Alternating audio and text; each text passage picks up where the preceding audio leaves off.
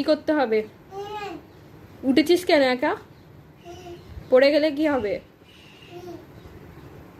বেশি সাহস হয়ে গেছে না? হ্যাঁ, কান ধর, নামাবো। কানটা ধর আগে। না, নামাবো না।